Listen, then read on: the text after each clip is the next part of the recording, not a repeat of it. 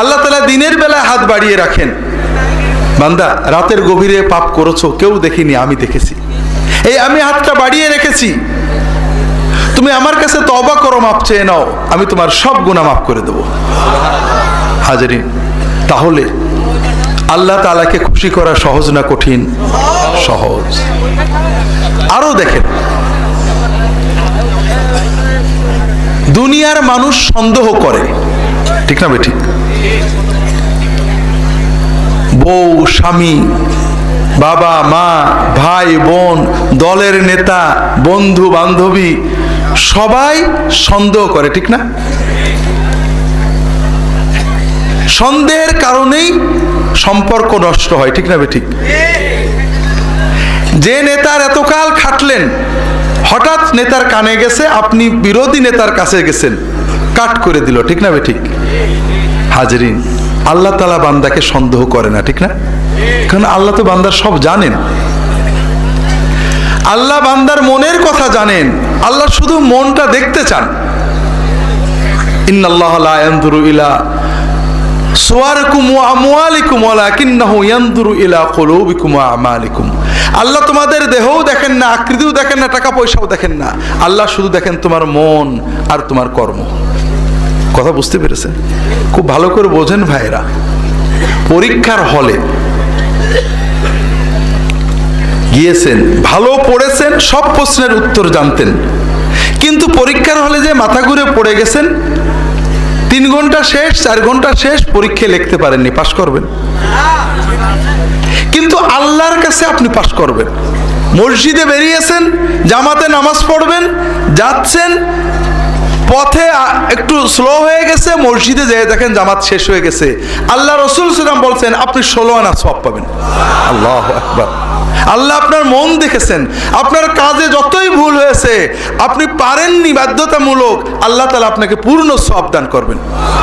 একটা হাদিস শোনেন ভাইরা, আল্লাহ রাসূল সাল্লাল্লাহু আলাইহি ওয়াসাল্লাম বলছেন, তিরমিজি শরীফের হাদিস, অন্যান্য কিতাবের হাদিস, সহিহ হাদিস, আল্লাহ রাসূল সাল্লাল্লাহু আলাইহি ওয়াসাল্লাম বলছেন, ইন্নামাদ দুনিয়া লিআরবা, এই দুনিয়াটা হলো 4 জন মানুষের জন্য। রাজুলুন আতাহুল্লাহু মালান ওয়া ইলমান, একজন মানুষকে আল্লাহ তাআলা সম্পদও দিয়েছেন, ইলমও দিয়েছেন, অর্থাৎ আল্লাহ তাকে টাকা পয়সা শক্তি মর্যাদা দিয়েছেন। আর এই টাকা পয়সা শক্তি মর্যাদা কোথায় ব্যয় করলে আল্লাহ খুশি হন, সেই জ্ঞানও তার আছে। কাজেই সে ফাহুয়া ইউনফিকুহু ফি হাক্কিহি, সে তার সম্পদ শক্তি ব্যয় করে মানুষের কল্যাণে।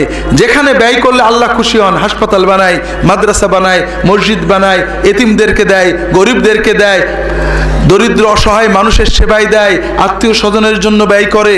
আল্লাহ যেখানে ব্যয় করলে খুশি হয় সেখানে ব্যয় করে। এই লোকটা সওয়াব পাচ্ছে না গুনাহ পাচ্ছে?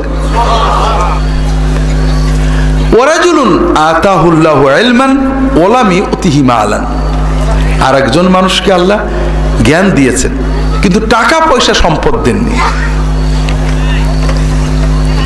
তার জ্ঞান আছে যে হাসপাতাল বানালে, গরিবদেরকে টাকা দিলে, শীতার্তকে কম্বল দিলে, অসহায়কে সাহায্য করলে, মাদ্রাসা বানালে, মানুষের কল্যাণে ব্যয় করলে, মানুষের বিপদে পাশে দাঁড়ালে আল্লাহ খুশি হয়, খুব জানে, কিন্তু ক্ষমতা নেই, টাকা নেই।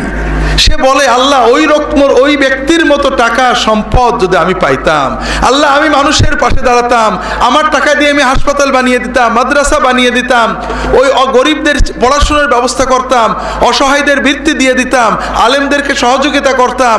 খুব ইচ্ছা তার, প্রচন্ড ইচ্ছা, দৃঢ় ইচ্ছা, স্থির সিদ্ধান্ত, টাকা পেলেই ভালো কাজ করবে। আল্লাহ রাসূল সাল্লাল্লাহু আলাইহি ওয়াসাল্লাম বলছেন যে ওই ব্যক্তি, প্রথম ব্যক্তি টাকা ব্যয় করে ভালো কাজ করে যে সওয়াব পাচ্ছে, দ্বিতীয় ব্যক্তি কোনো টাকা ব্যয় না করে, কোনো কাজ না করে, শুধু মনের দৃঢ় উদ্দেশ্য, ইচ্ছা, নিয়ত, বাসনার কারণে সমান সওয়াব লাভ করছে। আল্লাহু আকবার। আল্লাহর ওলি হওয়া কত সহজ, শুধু আপনার মনের দৃঢ় ইচ্ছা, দৃঢ় সিদ্ধান্ত, আল্লাহর কাছে আপনি সওয়াব পেয়ে যাচ্ছেন। গুনাহও কিন্তু এরকম ভাই।